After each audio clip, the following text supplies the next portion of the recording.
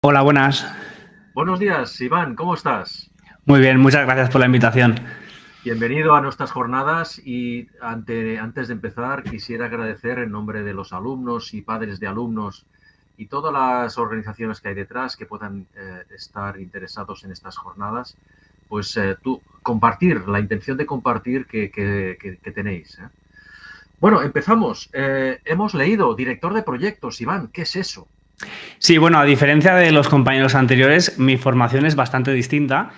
En mi caso hice el bachillerato científico-técnico, aunque el segundo de bachillerato lo hice en Estados Unidos. Cosa que, bueno, como ha hecho la compañera anterior, también recomendaría mucho a los alumnos que si tienen la oportunidad de estudiar ya sea un mes, 3 meses o incluso más tiempo, pues que es muy recomendable, ya no solamente por el inglés, francés, el idioma que escojan, sino también porque a nivel personal, pues los valores o la forma de entender a las personas cambia bastante, ¿no? El estar en entornos totalmente diferentes al tuyo.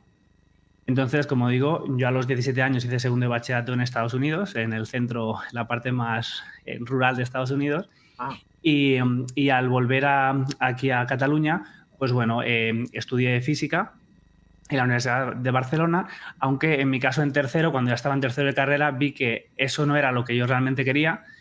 Me gustaba mucho porque desde siempre he sido un astrónomo amateur que me ha encantado sí, el cielo muy bien. y vi que, bueno, pues que a nivel profesional las salidas que en aquel momento tenía la carrera pues no era lo que más me llamaba, ¿no? Entonces, una cosa que me gustaría, por ejemplo, comentar es que a veces en la universidad o en un ciclo o donde sea nos hacen algún tipo de asignatura, por ejemplo, filosofía o en mi caso programación, y uno dice, ¿esto realmente para qué lo voy a usar? Esto no me va a servir. Y curiosamente, pues 3 años después de haber hecho programación, me empecé a dedicar a la programación. A algo que, claro, que en aquel momento tú dices, ¿esto por qué me obligan a hacerlo si no me va a servir de nada? Y realmente es importante saber que si está en el currículum es por algo. Porque Esa a lo frase me mejor, suena haberlo oído. Yo soy profesor y me suena mucho, ¿eh? sí, sí, es que esto pasa mucho de decir, no, no, esto por qué me obligan si no le veo la salida y no sabes lo que te depara el futuro, ¿no? Y al final, pues, como os digo, 2 años más tarde estaba dedicándome a hacer pequeños programas con varios compañeros, estuve así varios años y luego, bueno, debido a la formación que tenía, pues tuve la oportunidad de entrar en una empresa como adjunto de calidad.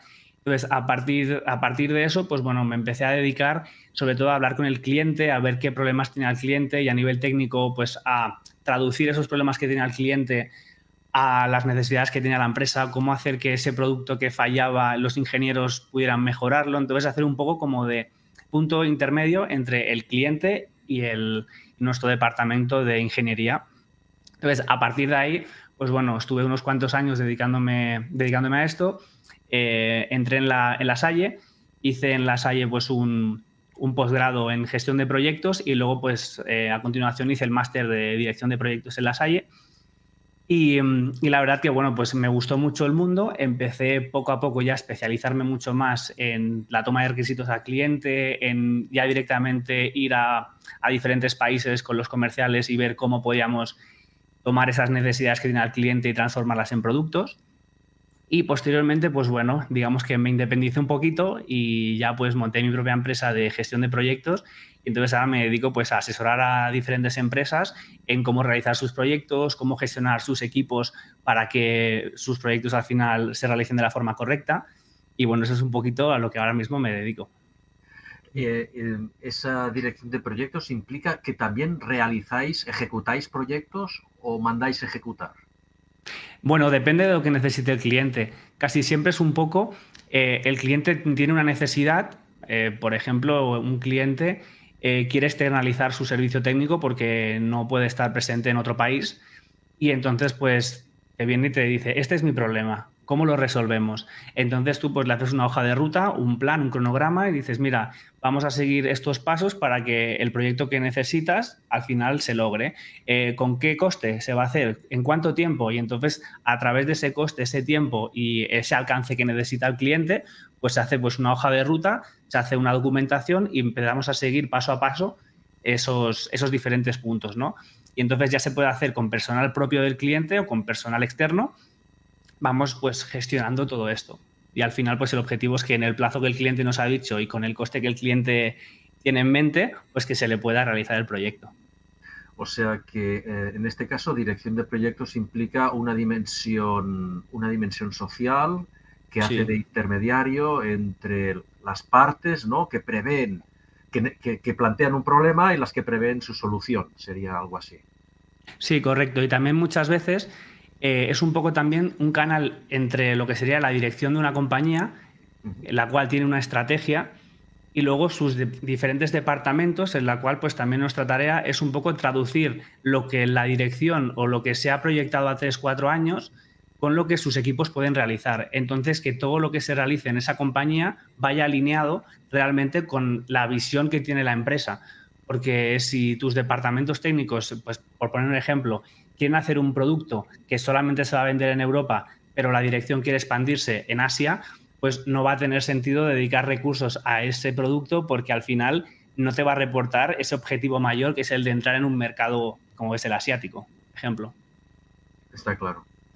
Porque tocando un poco más de pies en el suelo, un día normal de tu vida, ¿cómo podrías definirlo? ¿Cómo lo describirías?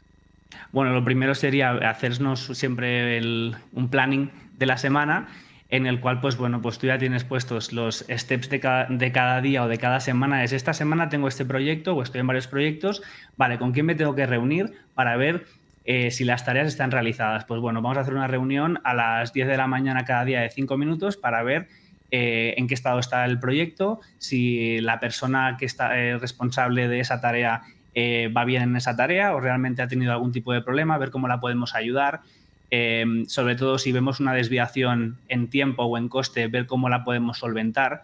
Puede pasar pues, que una persona se ponga mala, tenga vacaciones, tengamos cualquier tipo de imprevisto, ¿no? Una persona puede ser que de golpe y porrazo pues, decida irse a otra empresa o no, o a lo mejor simplemente se quiere tener un año sabático, como no os ha podido pasar. Entonces hay un poco que ser capaces de recalcular todos esos pequeños problemas o incidentes que te puedes encontrar y ver cómo lo podemos solventar sin que afecte al final al cliente, ¿no? Porque al final, si nosotros nos comprometemos en que vamos a tener un proyecto hecho en 6 meses, siempre hay un baremo de pongamos una semana arriba, una semana abajo, pero no podemos decirle nos faltan 2 meses. Claro. Ahora imagínate que uno de los chavales que nos está viendo, digo, yo quiero ser como él. ¿Qué le dirías para estudiar? Porque claro, Sí. no le diremos, empieza por física y después... No, no. Mira, yo lo primero que diría es que hace 15 años, cuando yo estaba estudiando, eh, recuerdo que estudiar un ciclo era algo tienes que estudiar una carrera. O al menos en aquella época tenía mucho más peso el estudiar una carrera que un ciclo. Un ciclo no te refieres a la formación profesional. Sí, correcto, la formación profesional. Creo que ahora la formación profesional está mucho mejor y si hay una duda, no dudéis. Siempre es mejor, yo creo, empezar por algo que te guste y luego si quieres entrar en la universidad siempre hay tiempo. Siempre tienes tiempo y sobre todo, por ejemplo, en mi caso ahora mismo, si volviese atrás, ahora hay ciclos, bueno, ciclos formativos como el de DAM o DAO, que son de programación y demás, están muy bien y yo claramente hubiera entrado en uno de estos, ¿no? Porque al final yo en mi caso entré a estudiar física por mi pasión por la astronomía y por las matemáticas y demás, Claro. pero no realmente porque mi salida pues de la docencia o ahora mismo, por ejemplo, ser físico a nivel de trabajar para bancos, tienen mucha salida con todo esto del Big Data, el Business Intelligence. O sea, realmente es una carrera con muchísima salida y sobre todo si te gusta la ciencia es una carrera muy bonita porque yo he disfrutado mucho y como os digo, una carrera muy, muy bonita. Solo que en mi caso, pues bueno, me gustaba más la programación y pues al final pues me fui por ahí. Porque has mencionado DAM o DAO. Aclara un poco el acrónimo DAM o DAO. ¿A qué te refieres? Para que Bueno, lo puedan sí, buscar los alumnos cuando estén en la oferta formativa. sí, básicamente es el de para hacer aplicaciones, ¿no?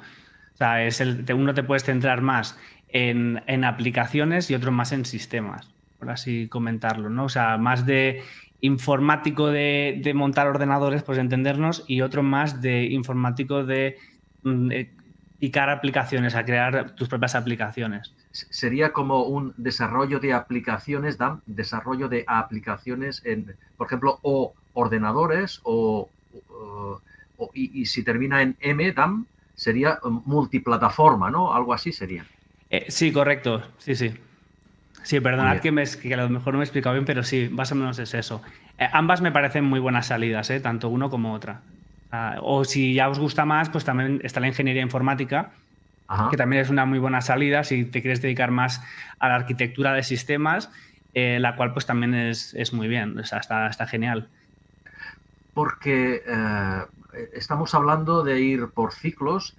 A través de bachillerato, entonces sería la opción esta última que has mencionado, ¿no? De ingeniería de sistemas. Bueno, ingeniería informática sí, donde pues te puedes especializar más en la arquitectura de sistemas. Sí, Ajá. en este caso sería bachillerato, selectividad y entonces universidad. Sí, mientras que también de la otra manera yo creo que también es una muy buena salida el hacer primero el ciclo medio, el ciclo superior y luego ir directamente a la universidad si realmente quieres tener como También, el pack completo, ¿no? claro, claro, También porque es. entonces quizás más lento, pero tienes más experiencia, ¿no? Sí, aparte creo que los perfiles profesionales cuando, que es lo que antes hablábamos, ¿no? Cuando tienes ya 22 años, tú ya has hecho esos 2 ciclos antes, a lo mejor todavía no tienes la carrera o estás todavía estudiando, pero la formación tú ya la tienes de antes. Mientras que si haces solamente la carrera, cuando sales de la carrera con 22, pues digamos que te faltaría esa experiencia, ¿no? Entonces, por eso también los perfiles de la formación profesional también están muy valorados por este tema, ¿no? Porque ya tienen un pequeño rodaje, además que hay muchísima demanda, tanto de un tipo de perfil como del otro. Eh, en nuestra universidad también hacemos, yo soy profesor en una universidad, en la EUS, Mm. Salesianos de Sarriá, y también tenemos tutorías. Entonces, hemos notado que cuando viene alumnos de la FP, de los ciclos, quizá tienen más problema en, así como tienen más experiencia, quizá tienen más problema en lo que son las mates, la física de toda la vida, ¿no? ¿Tú, de algún modo, has repercutido esta preocupación? ¿La has notado? Bueno, quizás sí que es verdad que en mi caso, la formación que tiene una carrera científica o de ingeniera, por así decirlo, es que la forma de pensar analítica es lo que te enseñan tanto en primero como en segundo. Con lo cual, sí que es verdad que cuando tú programas o haces algo que tenga que ver con el mundo de la programación, la estructura lógica, tú ya, entre comillas, la tienes en tu cabeza porque es con la forma en que te enseñan a analizar los problemas. Con lo cual, claro, si esto no lo tienes, quizás te puede costar un poco más, sobre todo porque al final la programación utiliza muchas, no matemáticas como tal, pero sí estructuras lógicas que vienen de las matemáticas. Entonces, al final un programa, la estructura del programa, tú puedes saber un tipo de lenguaje, que a lo mejor hay 10 lenguajes distintos, pero si tú sabes programar, aunque no sepas programar en ese lenguaje, si tú ves el código, más o menos lo puedes entender porque la lógica está ahí, al final es lógica. Y quizás sí que es verdad que si has venido más de una parte, más de aprender a programar en plano, sin tener esa especie como de ese pensamiento analítico, lo Sí. que te puedes encontrar es que te pueden decir, quiero que me hagas este tipo de programa, pero como tú nunca has hecho uno parecido, a lo mejor ¿sabes? No sabes cómo analizar ese problema y cómo resolverlo. Mientras que a lo mejor en la parte más universitaria, como sí que le dedican mucho más tiempo a las matemáticas, al cálculo, al álgebra y demás, lo que pasa es que cuando te dicen ese problema, tú ya puedes tener estructuras que te pueden ayudar a, pues, a interpretar ese problema. Es al menos como yo lo veo. Sí, entiendo. Es decir, en realidad los dos itinerarios, por ciclos o por bachillerato, carrera, realmente tienen sus Sus pros y ventajas, contras sí. y al final un poco repercute en cómo lo aplicas, ¿no? Cómo lo aprendes. Lo que sí entiendo, siendo por un lado o por el otro, que hace falta un cambio en el chip, en la mentalidad, ¿no? Cuando programas, eh, siendo profesor de informática también en la universidad, en los alumnos que iniciaban, notaba muchísimo ese cuando un chaval había hecho el cambio de chip, el plantear, la metodología de pensar, ¿no? Sí, sí, claramente, porque, por ejemplo, en mi caso siempre he sido muy de, si alguien, o sea, si tengo un problema, seguramente alguien ya lo ha resuelto antes que yo. Entonces, seguramente haya un programa básico que hace algo como lo que yo necesito resolver y luego yo ya adaptaré ese programa a algo que yo necesite. Entonces, muchas veces pasa que a lo mejor si esto no lo tienes por la mano, pues te dedicas a intentar crear tú desde cero y a lo mejor es lo que comento, ¿no? Y hay alguien que ha hecho un código muy simple que a ti te ayuda para decir, vale, mira, mi problema se puede resumir o simplificar en este código y luego a partir de este código yo lo replico y hago algo que se adapte a mí. Entonces, eso también ayuda mucho el rápidamente ver un programa y decir, mira, algo muy simple, ¿no? Necesito que una máquina, un motor suba y baje. Y vamos a hacer ¿cómo te lo diría? Un programa o para que podamos analizar la calidad de un motor. Vale, pues a lo mejor tengo que hacerle 100.000 ciclos a un motor. Pues es tan sencillo como buscar un programa muy simple que es un semáforo. Y ese semáforo enciende lucecitas, durante unos segundos las apaga y cambia de color. Bueno, pues ese simple programa de lucecitas, luego en una fábrica, pues se puede adaptar para que en vez de lucecitas sean switches o relés de un motor que hagan que se accione un pistón o no se accione. Es algo muy simple. Pero si no partes de esta idea, a lo mejor tienes a un chaval que se tira muchas horas viendo cómo puede resolver ese sistema para que el motor arranque o no arranque. Está claro. Un pequeño ejemplo. Bueno, se nos acaba el tiempo. De todos modos, en la mesa redonda podemos continuar porque me he quedado con muchas preguntas y yo creo que va a ser una mesa redonda jugosa. Muchas gracias por tu aportación y nos vemos en un momento. Venga, hasta ahora.